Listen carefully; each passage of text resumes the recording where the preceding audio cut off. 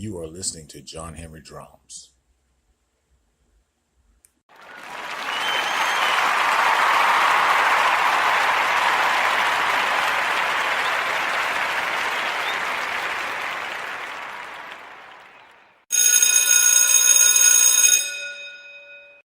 You have called for self-defense units, rifle clubs, yes. ready to execute on the spot those who threaten Negroes.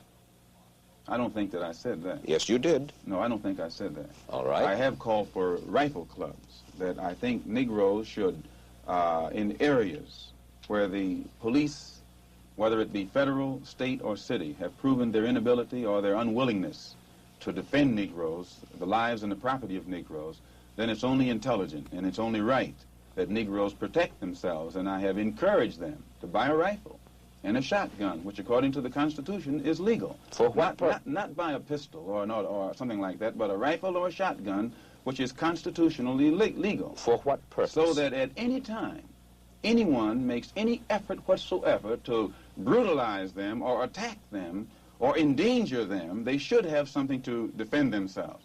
And in a country that spends, I think, $50 billion a year for defense alone, I'm shocked that there's apprehension over Negroes trying to do something to defend themselves. Well, who will determine when the Negro is endangered?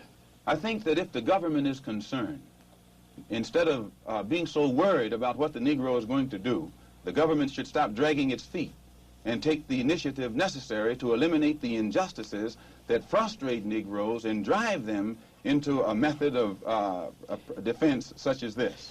You've said, Minister Malcolm, you have to expect the Negroes to rise up sooner or later. Oh, yes. What does that mean? Well, just the same thing that it meant in South Vietnam and these other places where you find oppressed people. Sooner or later, they rise up against the oppressor. When the Jews were being brutalized in Poland, there came a time when they couldn't take it anymore, and they fought back. They didn't have too much to fight with, but they fought back. And I think every oppressed people, no matter how meek and humble they are, after you drive them so far, they're going to strike back. Well, does that mean that you expect to organize battalions or paramilitary units in various Negro ghettos around the country and establish this coming summer for violent action? No, but I think that most Afro-Americans, so-called Negroes, have reached the point of no return and are taking it upon themselves to be prepared if the necessity ever arrives where they will have to do something to defend themselves.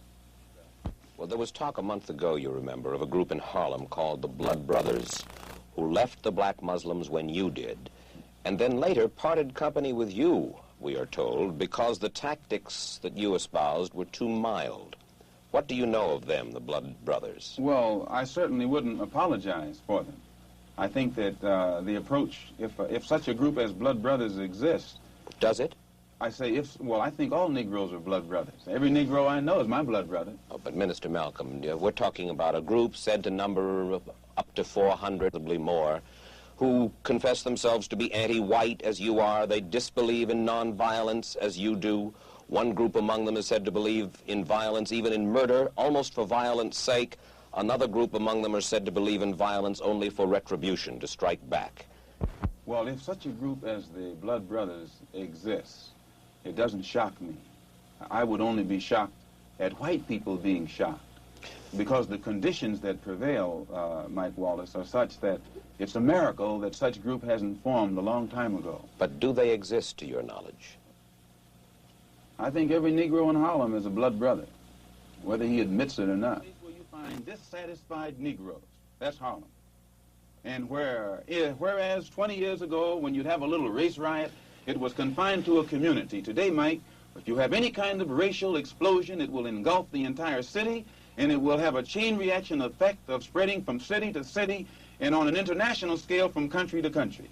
And I, for one, would not like to see it happen, but I am a realist enough and I'm man enough to face the fact that the potential ingredients for this explosion exist, and I will never try and make the public think that it doesn't exist. Well, when you walk through the streets of Harlem, you hear this comment and that comment, and you get the impression that everybody is ready. They have arms? I think Harlem has always been armed. Do you look for violence in Harlem this summer? Yes, I do look for violence. When you say Harlem, mind you, Harlem is New York City. Queens is Harlem. Brooklyn is Harlem. The Bronx is Harlem. Westchester is Harlem. I mean, could you not become the leader of this kind of a group? Which kind of a group? A violent group. It's not a case of becoming a leader of a violent group.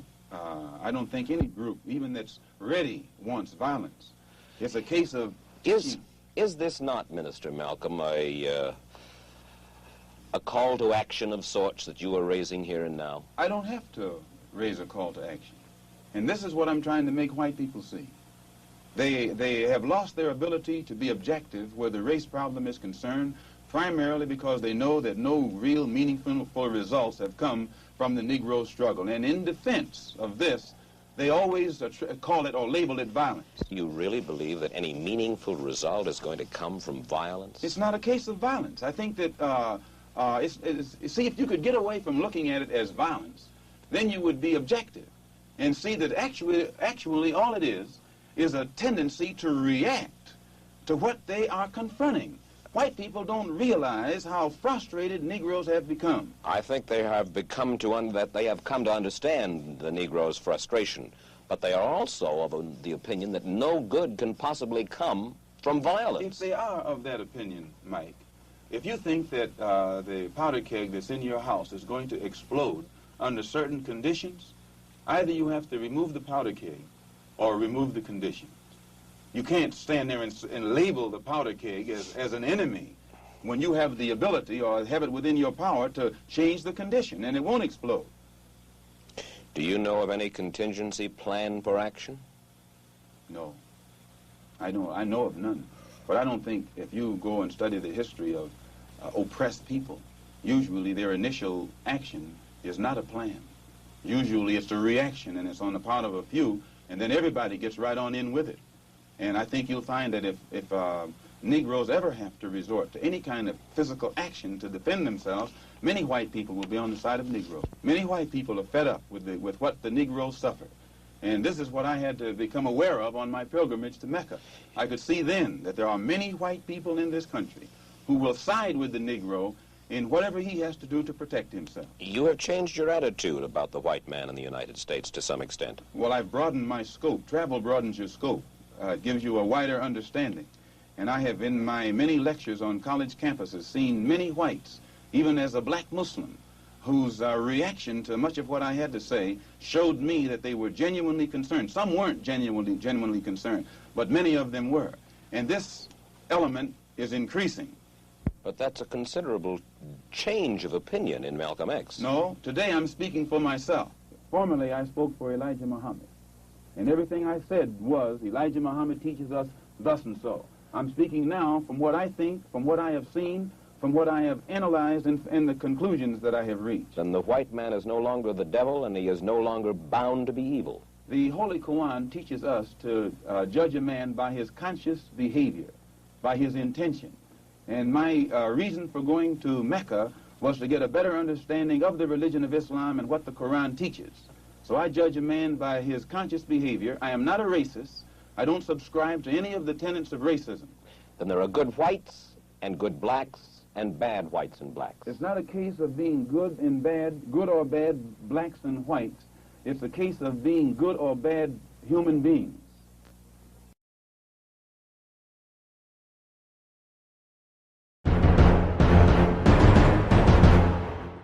You are listening to John Henry Drums.